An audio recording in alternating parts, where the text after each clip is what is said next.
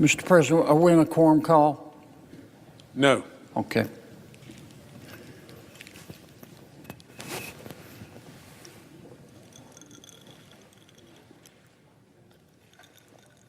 Mr. President, I want to speak briefly about two subjects.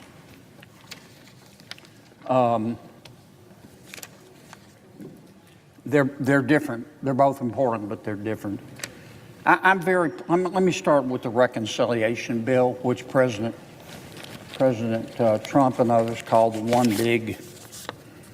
big beautiful bill.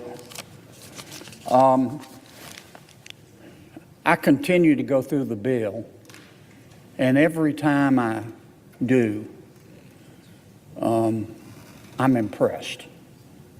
This is a breathtaking bill in the sense that it covers so many subjects. I think each of us could spend hours talking about this bill. I'll just hit the highlights. This is one of the most far-reaching pieces of legislation that this body will never pass. We extended the 2017 tax cuts, no small feat in itself. Had we not done that, the American people would have suffered under a $4.3 trillion tax increase.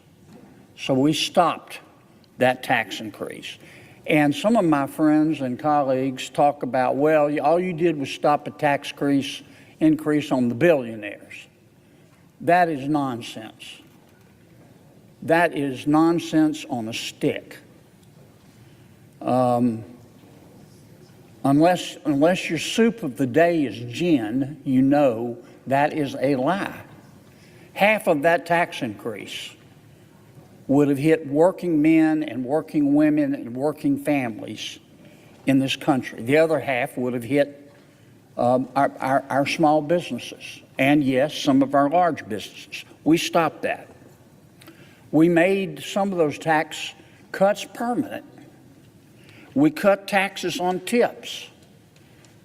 In this bill, we cut taxes on overtime. We cut taxes on Social Security. We cut taxes on car loans. We expanded a tax credit for child care to help moms and dads pay for the child care so they can work. We increased the child tax credit. We increased the standard deduction, and that's going to take effect immediately.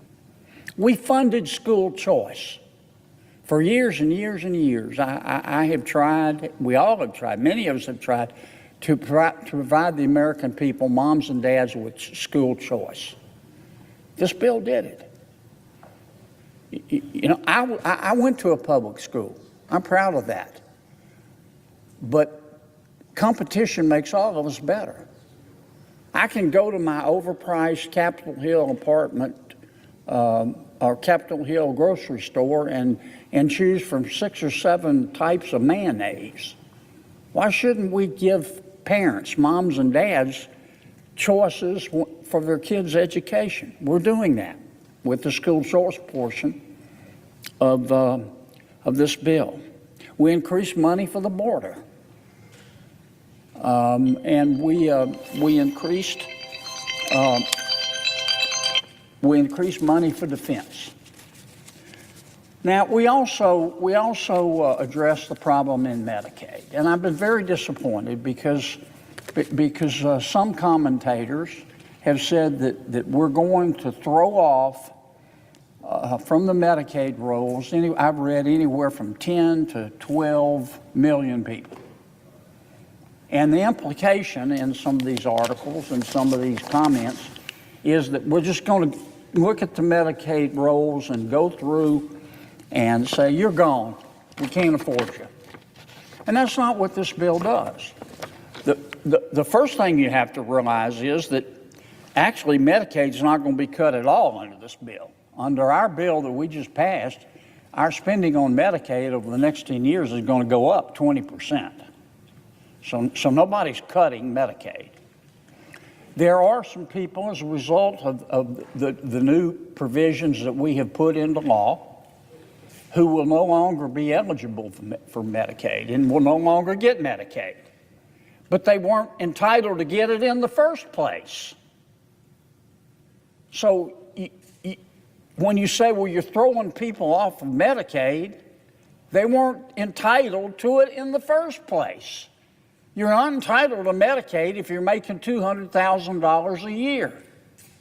And you didn't tell the truth when you signed up for the Medicaid in your state, and your state didn't verify your statements. But let me give you one example. CMS just put out a report. Our bill is going to change the law so that 2.8 million Americans. This is the CBO says like we're throwing 10 or 12 million Americans off of Medicaid. I'll just give you this one example. 2.8 million of those Americans who will lose Medicaid are double dippers. They signed up twice. We have 1.2 million people on the Medicaid rolls who are signed up in 2 states. And the American taxpayers paying twice. As you know, Mr. President, well, you were a great governor. You were a governor and a damn good one. Most states use managed care, and they pay per Medicaid patient. So if a state is paying, let's say, I'll pick a number, $8,000 per Medicaid patient per year to the healthcare organization to provide their care, and that person is signed up in 2 states, they're double dipping, and it's costing the American taxpayer $2,000, $8,000 payments a year. That's cheating. So from one perspective, you're throwing these people off Medicaid. They weren't entitled to double dip in the first place. CMS also came out with a report, and by CMS I mean the Centers for Medicare and Medicaid Services, which is the federal agency that administers Medicare and Medicaid.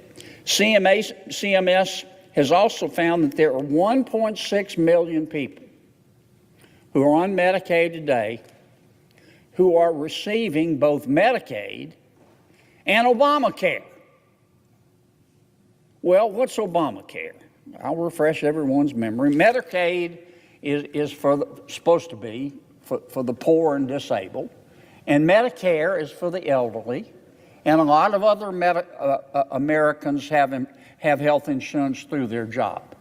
But there are a certain number of Americans who don't have health insurance because they're not old enough for Medicare, and they're not poor enough for Medicaid, and maybe their employer doesn't offer health insurance. So they can go to an exchange, we call them the Obamacare exchange, and buy health insurance. Now, President Obama and some of my colleagues, I wasn't here then, but when we passed Obamacare, the Obamacare exchanges, the Affordable Care Act, we were told that health insurance would be cheaper, and we were told it would be more accessible. It's been neither. We were also told if you like your doctor, you can keep your doctor. That wasn't true either. But the point is that we have a number of Americans who, if they don't qualify for Medicare, they don't qualify for Medicaid, they don't get insurance through their employer, they go to the Obamacare exchanges. But CMS found we've got 1.6 million people who are getting both health insurance through the Obamacare exchanges, which we subsidize, taxpayers do, and through Medicaid. That's called double dipping. It's illegal. And CBO can put out all the reports that they want to saying, oh, you're throwing all of these people off Medicaid. And technically they're right, but they're not eligible to be on Medicaid. I just gave you an example. 2.8 million people who are double dipping. It's illegal to double dip. It's immoral to double dip.